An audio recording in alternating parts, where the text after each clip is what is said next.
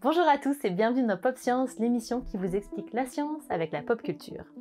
Aujourd'hui, on va tâcher de vous expliquer ce qu'est le microbiote avec les créatures de Star Wars.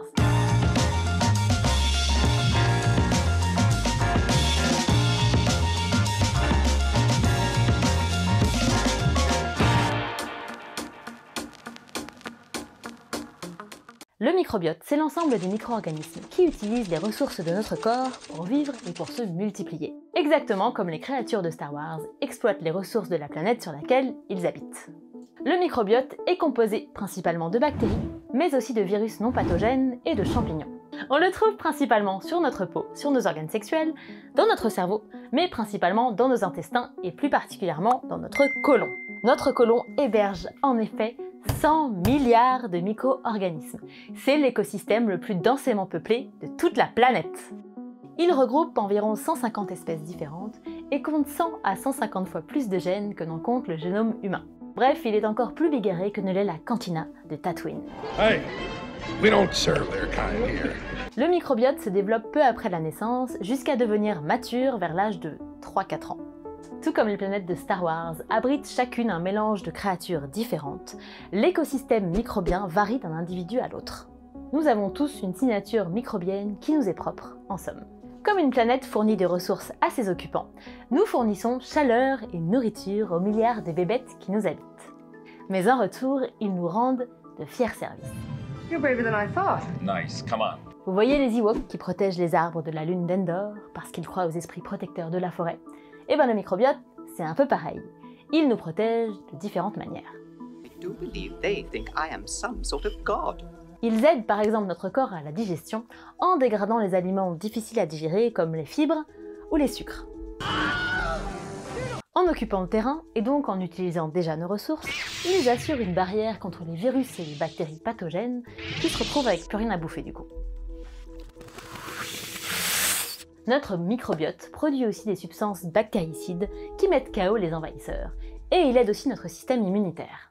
I like this thing. La diversité fait la force, c'est prouvé dans Star Wars. L'Empire de Palpatine est exclusivement composé de clones d'humains, alors que la Rébellion, elle, est très hétéroclite.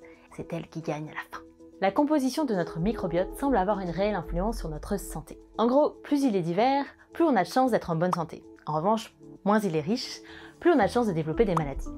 Les chercheurs ont repéré que le microbiote était altéré, notamment chez les patients atteints de la maladie d'Alzheimer et de Parkinson. Ça semble être aussi le cas pour l'obésité. En transférant le microbiote d'une personne obèse sur une souris, les chercheurs ont remarqué qu'elle devenait elle-même obèse à régime constant. Et plus étonnant, la qualité de nos hôtes microscopiques aurait aussi une influence sur notre humeur et sur notre morale. Once you start down the dark path, forever will it dominate your destiny. Conclusion, pour rester en bonne santé, préservons nos micro-habitants. Il est aujourd'hui établi que le stress, la fatigue, une alimentation déséquilibrée, une exposition trop prolongée aux antibiotiques réduit la diversité de notre microbiote. Vous voyez Jakku qui a été le théâtre de nombreuses batailles? Elle n'est pas très belle à voir. Depuis qu'ils savent à quel point cette faune et cette flore intérieure influencent notre santé, les chercheurs étudient la possibilité de modifier le microbiote afin de prévenir l'apparition de certaines pathologies. Par exemple, en y installant des phages, ces virus non pathogènes qui peuvent cibler certaines bactéries nocives. Ils savent déjà guérir certaines maladies en pratiquant de la transplantation de microbiote fécal d'une personne saine vers une personne malade. Oui, c'est une sorte de transfusion de caca. Cette stratégie est prometteuse, notamment pour les personnes souffrant de maladies inflammatoires du système digestif. Mais elle n'est pas sans risque.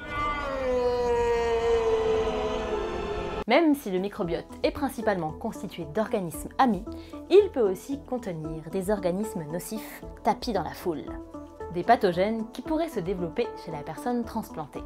Il n'est pas exclu non plus que lors d'un tel transfert, des cellules cancéreuses passent d'un individu à l'autre. En attendant que la recherche avance, tâchez au maximum de respecter la symbiose que vous entretenez avec les micropeuples qui vous habitent.